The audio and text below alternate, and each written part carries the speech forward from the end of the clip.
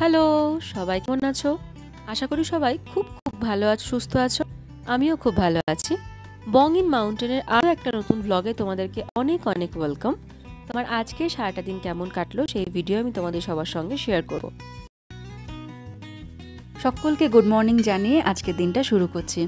আজকে মঙ্গলবার, সকাল 7টা মতো বাজে। এখন সকাল সকাল রান্নাঘরে আমি 8টা সাড়ে 8টার মধ্যে বেরিয়ে যাব, তাই তাড়াতাড়ি এসেছি নীলের টিফিনটা রেডি করতে। রাত্রেবেলায় মোটামুটি সকালে যে লাঞ্চটা করে যাব সেটা রেডি করে রাখি, কিন্তু টিফিনটা ওই সকালবেলা একটু করি, বা টুকটাক যদি কিছু ভাজার থাকে বা সেদ্ধ করার থাকে সেগুলো সব সকালেই করি। এই যে চিড়ের পোলাওটা হয়ে গেছে, একটাতে 1 কোটো চিড়ের পোলাও দিলাম আর একটাতে অল্প একটু ফল দিলাম। এটা রেডি করে রেখে যাব। আর এই যে আমার রান্নাও হয়ে গেছে। এখানে শুধু আজকে চিংড়ি মাছের মালাইকারি, আর তার সঙ্গে ওদিকে ভাতটা হচ্ছে। এখন স্নান টান করে একেবারে রেডি হয়ে গেছি। গরম গরম চিংড়ি মাছের মালাইকারি আর ভাতটা খেয়েই বেরিয়ে যাব। আমি সকাল সকাল অল্প একটু ভাত খেয়েই যাই, আর দুপুরবেলায় টিফিনে কিছু না কিছু নিয়ে যাই। দুপুরে যতক্ষণে লাঞ্চ হয় ততক্ষণে বাড়ি থেকে নিয়ে যাওয়া খাবারটা ঠান্ডা হয়ে যায়, আর আমার একেবারে ঠান্ডা খাবার পছন্দ না। এখন যদিও ইলেকট্রিক টিফিন বক্স পাওয়া যায়, কিন্তু প্রবলেম হচ্ছে আমাদের এখানে মাঝে মাঝেই কারেন্ট অফ হয়ে যায়, তো সেজন্য আর সেই রিস্কটা নেই না। তো আশা করি বুঝতেই পারছেন, এখন বাড়ি থেকে বেরিয়ে পড়েছি। রোজকার মতো আজকে হেঁটে যাচ্ছিলাম, মাঝখানে একটা স্টুডেন্টের গাড়ি দাঁড় করিয়ে আমাকে লিফট দিল, তো এখন গাড়িতেই যাচ্ছি। বাড়ি থেকে হেঁটে যেতে তো আমার মোটামুটি 25 থেকে 30 মিনিট লেগে যায়, তবে গাড়িতে গেলে সেটা 10 মিনিটে হয়ে যায়। 5 মিনিট লাগে গাড়িতে, আর 5 মিনিটের রাস্তা সেটা হচ্ছে ওই সিঁড়ি ভেঙে ভেঙে যেতে হয়, ওটা নিচের দিকে। ওই রাস্তাটায় গাড়ি যায় না, গাড়ি শুধু মেন রাস্তার ওপরে। আজকে ওয়েদারটাও ভীষণ ভালো, কি সুন্দর রোদ উঠেছে না? যাই হোক, চলুন গাড়ি থেকে নামি, স্টুডেন্টরাও যাচ্ছে। তো এই যে এখন আমাদেরকে গাড়িটা মেন রাস্তায় ছেড়ে দিল, এই রাস্তাটুকু আমাদের নিচে নেমে যাওয়া যায়।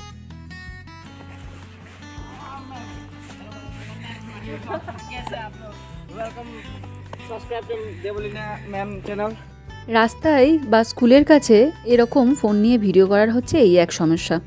কেউ যদি একবার দেখে নিল আমার হাতে ফোন অন আছে, আমার যে কোনো স্টুডেন্ট আমাকে ঠিক কমেন্ট করবেই, কারণ ওরা জানে যে আমি ব্লগ বানাবো। যাই হোক, আজকে সময়ের আগেই আমি স্কুল পৌঁছে গেছি। এখনও ক্লাস বা অ্যাসেম্বলি কিছুই শুরু হয়নি, সবাই আসছে। আর যারা এর মধ্যে এসে পৌঁছেছে, এই যে তারা এখন খেলাধুলো করছে। তো চলুন অ্যাসেম্বলিটা হয়ে যাক, তারপরে আবার কথা বলছি।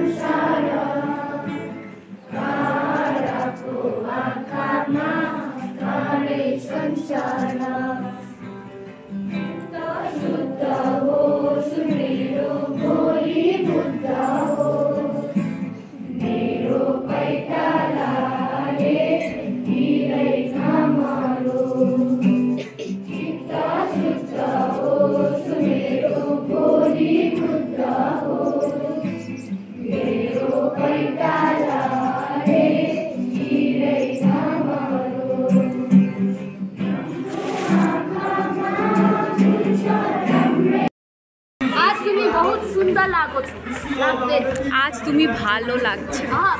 তুমি না, আজ আপনি ভালো লাগছেন। আজ আপনি ভালো নাই, থ্যাংক ইউ। সুন্দর লাগছে।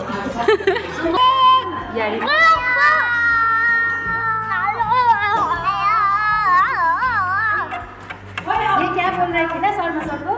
आया क्या आया था?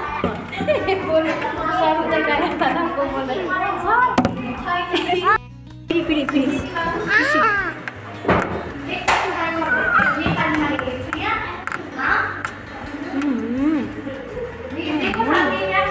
बाबा वो की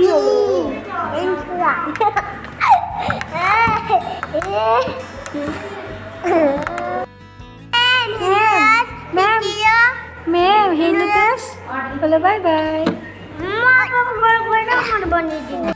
তো এতক্ষণ আমাদের ব্রেক টাইম ছিল, আর ব্রেক টাইমে আমি কীরকম মজা করছিলাম সেটাই আপনাদের সঙ্গে শেয়ার করলাম।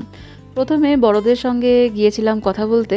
তো ওদের হচ্ছে আমার কাছে বাংলা শেখার, আর ওদের বাংলা শেখার শুধু ওই একটাই লাইন ওরা বলতে পারে, সেটা হচ্ছে আমি তোমাকে ভালোবাসি। কিন্তু যেটা ওরা বলে হচ্ছে আমার তোমাকে ভালো আছে। যাই হোক, আমি আজ 4 বছর ধরে ওদেরকে এটা ঠিক করে শেখাতে পারলাম না। তারপরে গিয়েছিলাম বাচ্চাগুলোর কাছে। এই দুটো বাচ্চা আমার ভীষণই পছন্দের, ভীষণই প্রিয়। সবসময় একটু ফাঁকা সময় পেলেই আমি ওদের সাথে গিয়ে খেলা করি। যাই হোক, এখন স্কুল প্রায় শেষের দিকে, লাস্ট পিরিয়ডটা আমাদের গেমস পিরিয়ড। তো সেই জন্যই আমরা সবাই বসে বসে আড্ডা দিচ্ছিলাম। এই যে সবাই একসঙ্গে বসে বসে এখানে আড্ডা দিচ্ছি।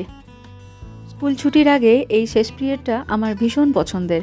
এখন বাচ্চারা খেলা করে আর আমরা সবাই বসে তাদেরকে একটু চোখে চোখে রাখি আর গল্প করি। সারাদিনের ক্লান্তির অবসান ঘটে এখানে, আর সারাদিনের কাজের এনার্জিও আসে এখান থেকে।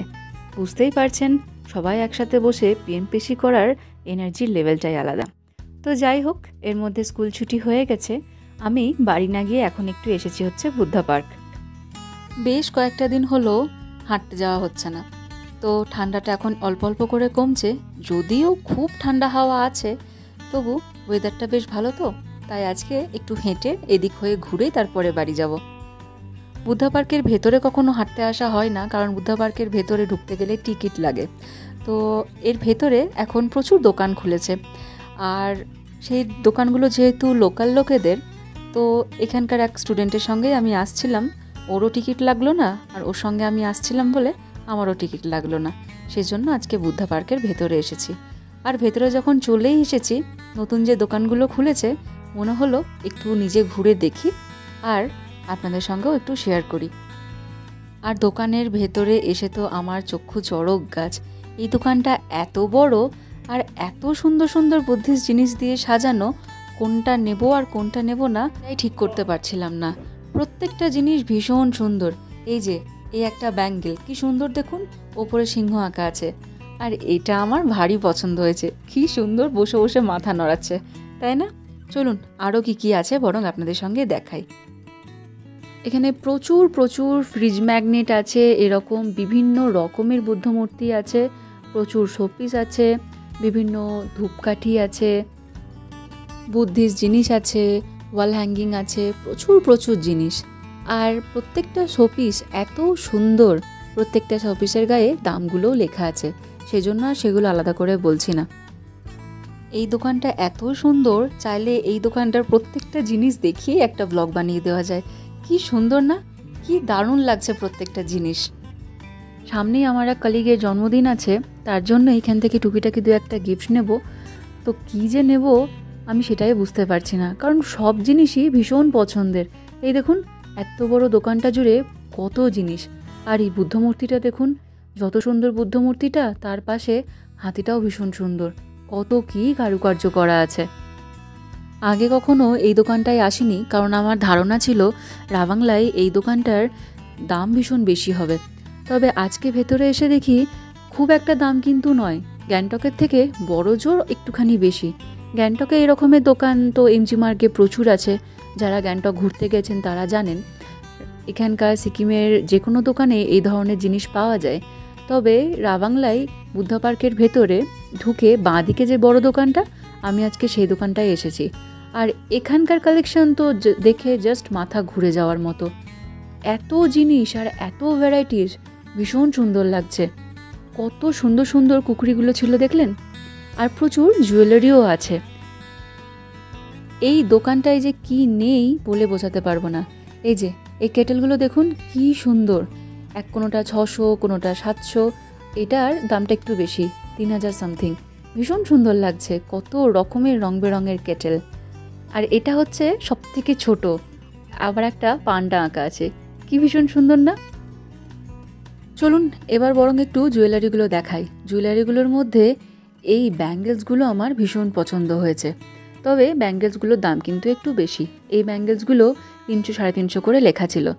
আমরা যারা হাতিবাগানে গড়িয়াহাটে ঘুরেছি, তো তাদের কাছে এই ব্যাঙ্গেলসগুলো 350 টাকা দিয়ে কেনার কোনো যুক্তিই হয় না। যাই হোক, এখানে যে পাওয়া যাচ্ছে আর দেখতে যে ভারী ভীষণ সুন্দর সেটা তো দেখতেই পেলেন। এছাড়াও প্রচুর চাবির রিং আছে। চাবির রিং আর ফ্রিজ ম্যাগনেটের এত অপশন কি বলবো। ফ্রিজ ম্যাগনেটগুলো খুব একটা বেশি দাম নয়।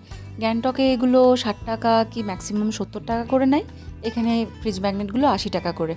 আমার তো ভীষণ পছন্দ হয়েছে। আমি এখান থেকে 2টো ফ্রিজ ম্যাগনেট আর একটা বুদ্ধ মূর্তি নিয়ে যাবো বলে ঠিক করেছি। এই যে এই ফ্রিজ ম্যাগনেটগুলো সিকিম লেখা আছে কোনোটাতে, আবার বেশিরভাগই হচ্ছে বুদ্ধ মূর্তি। কি সুন্দর লাগছে না? তো যাই হোক, চলুন, এত অপশনের মধ্যে কোনটা যে নেব আমি সেটাই বুঝতে পারছি না। আমি বরং এগুলো নিয়েই একটু ভালো করে দেখে নিই, তার মধ্যেই 2-1টা জিনিস এখান থেকে নিয়ে যাব। এই দেখুন, এইদিকে আরও প্রচুর প্রচুর ব্যাঙ্গেলস রাখা আছে। তো চলুন, আজকের ভিডিওটা বরং আমি এখানেই শেষ করছি। এখানে এত জিনিস, কোনটা নেব আমি ভীষণ কনফিউজড। তো এরপরে তো বাড়ি গিয়ে আবার রান্নাবান্না নিয়ে ব্যস্ত হয়ে পড়ব। আজকের ব্লগটা বরং এখানেই শেষ করি। পরে আবার কোনো একটা ভিডিওতে আপনাদের সঙ্গে দেখা হবে, কথা হবে। ততক্ষণের জন্য সবাইকে টাটা।